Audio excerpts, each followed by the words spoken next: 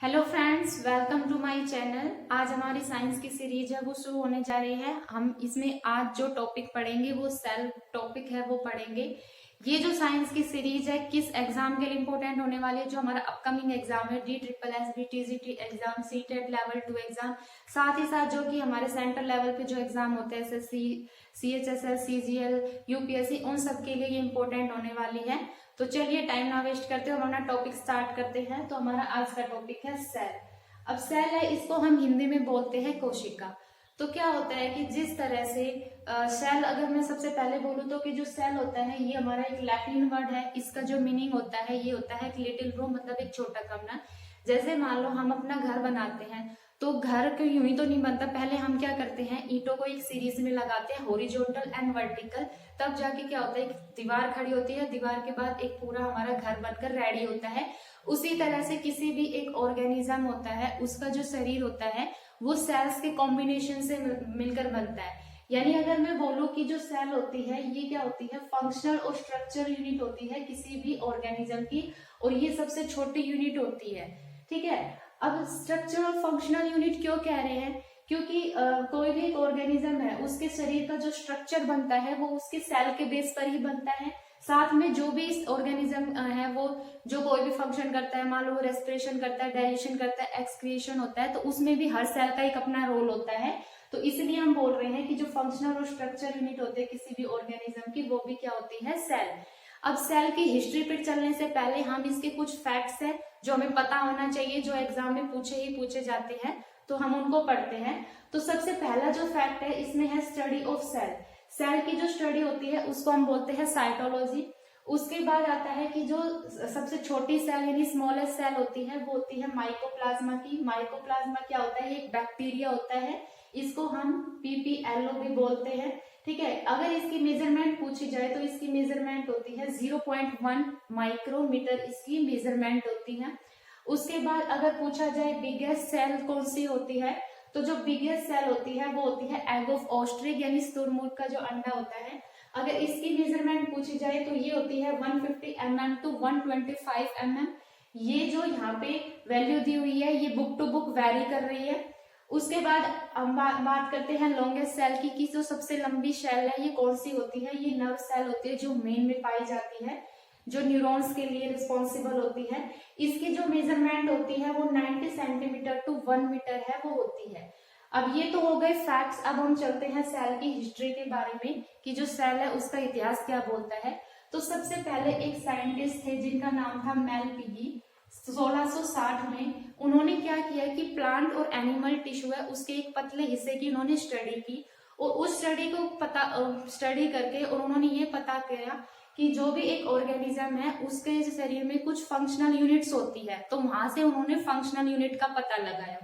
उसके बाद फिर आया 1665 में। 1665 में आए अपने रॉबर्ट हुक। उन्होंने क्या किया, उन्होंने कॉर्क की एक छाल देखी और उनमें उन्होंने डेड सेल का पता लगाया। यानी सेल की डिस्कवरी करने का श्रेय किसको जाता है, रॉबर्ट हुक को।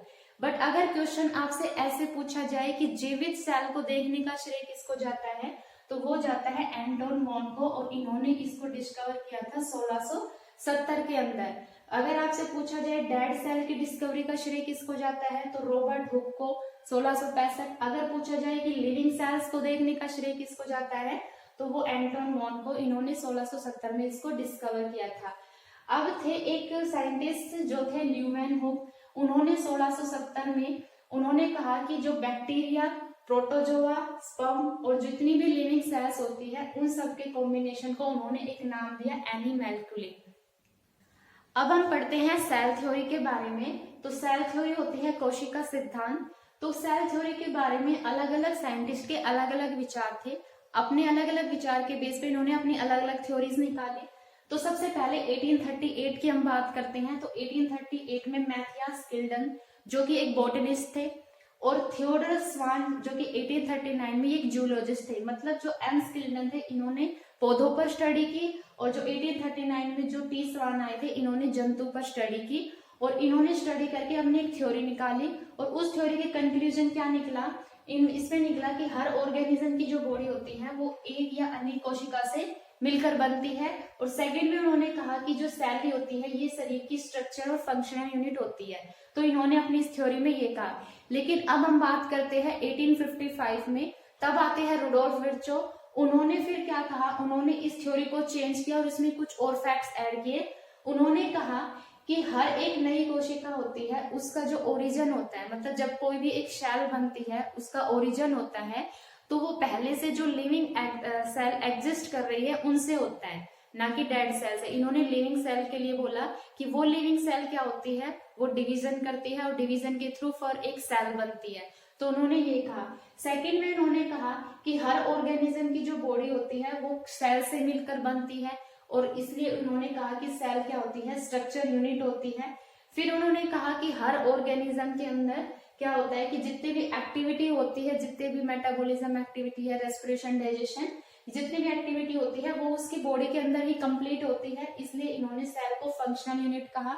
और फिर इन्होंने एक बात और कही कि कोई भी ऑर्गेनिज्म है उसका शरीर एक सेल से शुरू होता है, और इस सेल के अंदर क्या होता है, न्यूक्लियस होता है, और इस न्यूक्लियस के अंदर क्या होता है, हेरिडिटरी यूनिट्स होती है जो डिवीजन करती रहती है, और क्या होता है, एक ऑर्गेनिज्म बनके खड़ा होता है। तो इस तरह से इन्होंने कहा कि सेल ही क्या होती है, आनुवंशिक इकाई होती है किसी भी ऑर्गेनिज्म की।